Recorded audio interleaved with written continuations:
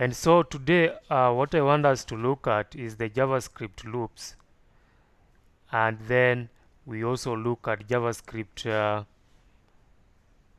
conditional statements, and lastly we look at JavaScript error handling. How do we handle errors in our application? So that said, let's start by looking at JavaScript loops. And what is a loop? In a layman's language, looping, which means repeating something multiple times. So the same concept applies in programming. And so a loop is a block of code that you can set up to execute a multiple number of times as you want. You can write a block of code to execute maybe 10 times, 3 times, 5 times, or even 100 times as you wish. Alright, and therefore in JavaScript, for example, I might ask you to print for me the whole numbers, or print for me the even numbers between 1 and 10. So between 1 and 10 we have some even numbers there. Now if you are to print the even numbers, if you are to write the code to print only the even numbers between 1 and 10, then you are going to write the code that will repeatedly loop through these numbers and find out which one is an even number and then prints it on the screen. So such kind of use cases or such kind of scenarios is where you will be needed to use loops. Let me read Samuel's text. Rain is really disturbing me after the lecture. Drop the video, I will watch it later. Alright, Samuel, we are recording. We will drop the video just after this. That's why I've recorded it here. So I've said a typical use case is, for example, you want to print whole numbers, or you want to print odd numbers between 1 and 10 or between 1 and 100. So you're going to write a code that will run repeatedly over those numbers and determine which one. Such kind of use cases where we can use loops. And therefore there are three types of loops, or there are different types of loops, which we can categorize them into three types. So we have the for loop, which is here. Then we have the while loop, which is here. And then we have the do while loop. So let us look at each one of them and how we can write them in our code. So we first look at the for loop. So the for loop uses three optional expressions to create a loop as demonstrated below. So this is the syntax of writing a for loop. So you are going to start with the for keyword, then you have the brackets, and within those brackets you're going to write three statements or three expressions. So we have expression 1, expression 2, and expression 3. And then the curly brackets, and within the curly brackets you're going to write the code that will be executed. So this code will be executed as long as the condition is true. So let us take an example of that for loop in our code. So I'm going back to my Visual Studio here, and I'm going to delete all this code that we had written yesterday, and here I'm going to declare another array which is carrying an array of numbers. So I'm going to declare a constant variable here called numbers.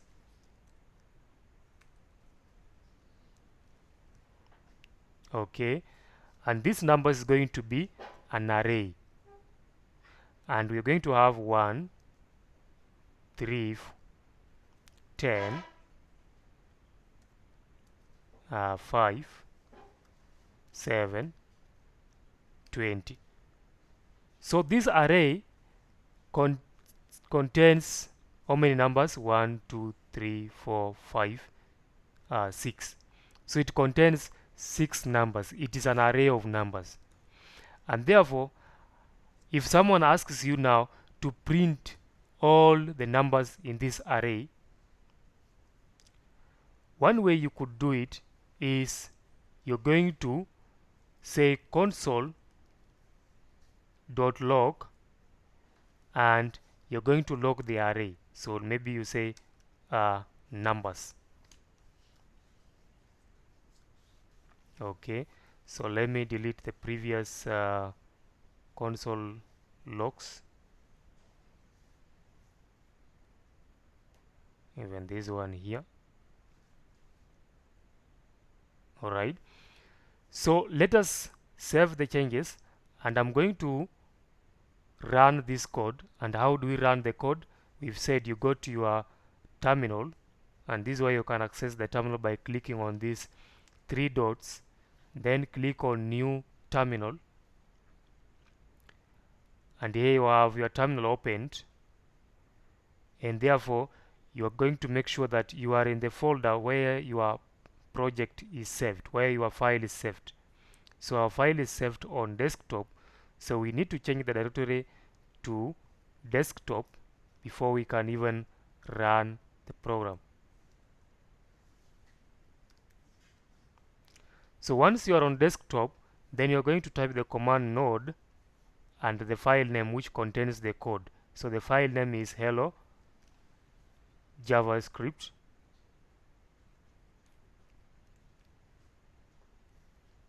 .js, and you can see below here we have printed the array, but this is not the best way to print the array. You can see this array is printed just the same way we have written it here in our code. But suppose now someone tells you, I want you to print these array elements or array numbers so that each number appears on its line when printed down here. Okay, so one way you could do this is to write multiple console statements. So maybe you can say console.log numbers, and then we log the first number. Yesterday we talked about accessing of array elements, and we said when you are accessing an array element, you use the index. So when we say number 0, it means we are accessing the first element of this array. Then you could add another console statement, another one, yet another one, yet another one, yet another, 6 times, because we have 6 numbers. So we are going to, the first line we will log the first element, second we log the second element, then 2, then 3, then 4, then 5. So when you save this, you can see now that we are having each numbers printed on its own line in that order: 1, 3, 10, 5, 7, and 20. But now writing these multiple console statements will be a bit hectic. Let's say the array now has maybe 100 numbers. So it means you'd have to write 100 console statements to print each of that number in that array. And that is going to be a very buggy code. And the best way to loop through and print each of the numbers is by using the loop. So we just write one statement which will print each of those array elements by looping through it. So the best way, instead of writing these console statements, you can remove it and rather replace it with a loop. And here we're going to use the for loop. So we're going to say for, and we said the for loop carries 3 statements or 3 expressions.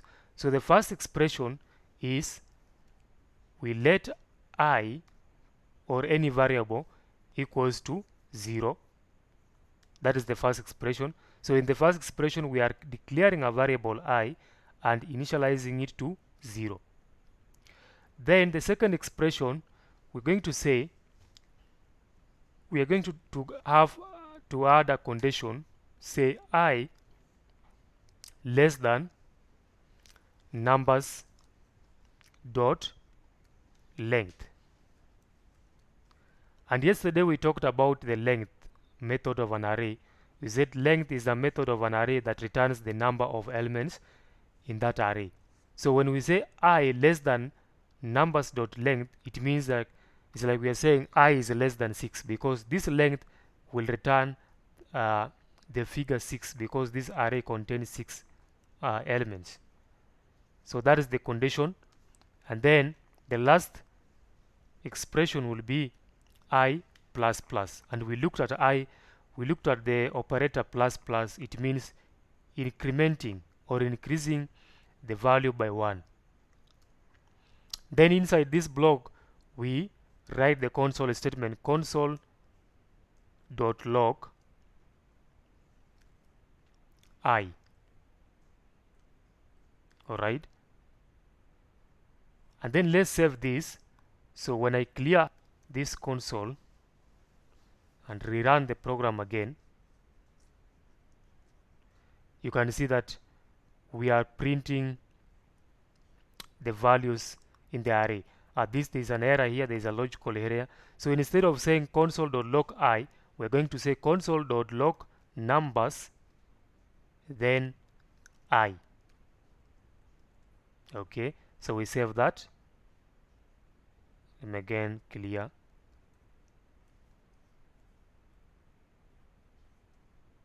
So you can see, using just one, here we have just added 3 lines of code or 2 lines of code, we are able to print all the elements in that array. So let us understand this for loop. What is the logic behind it, and how does it execute? So the first thing, in this for loop, we are declaring a variable I is equals to 0. So we are initializing it to 0. Let me admit this guy. Ochari, welcome to the meeting. So the first thing we have done is initializing I to 0, then providing a condition, say I less than 6, and then I plus plus. So the first thing that will happen when this code runs is that this for loop will check if I is less than 6, and initially I is 0, so I 0 is less than 6. So if it is less than 6, it will execute this line of code here. So it will print the element at position 0, and the element at position 0 is 1 here. Then after printing that, it will increase I by 1. It will run this expression here. So now I becomes 1. So we are increasing from 0 to 1, and 1 is less than 6. So the condition is still true. It will come and execute this line of code, and then again execute this increment. So it will increase I from 1 to 2, and then again it will test the condition. So 2 is less than 6. Again it comes and executes this line of code, and then after executing the line of code, it increases the I. So I now is increased from 2 to 3, and then after increasing I, it checks the condition. So 3 is still less than 6, and if it is less than 6, come back and execute this. So it will continue this way until where I is equal to 6, and then it will stop. And that's what we mean by loop. So we are looping through this code until a condition is false, is when we break. So that is all about the for loop. Unless you have a question you have not understood, you can ask before we go to the next type of a loop. Any question?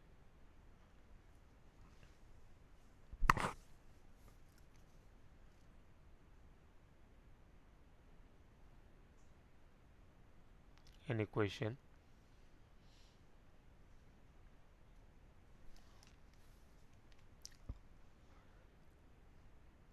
Alright, so if there is no question, then I want to believe that we've understood the concept of the for loop. So at your own free time, you can go and create a program, a simple program that will print numbers from 1 to 100 using the for loop. That will print numbers from 1 to 100. Or even if you can become more creative, you can say you can create a program that will print numbers, not just numbers but even numbers from 1 to 100. So you just pick the even numbers and print them out. Alright, so with that said, let me pause this clip so that before we go to the next concept.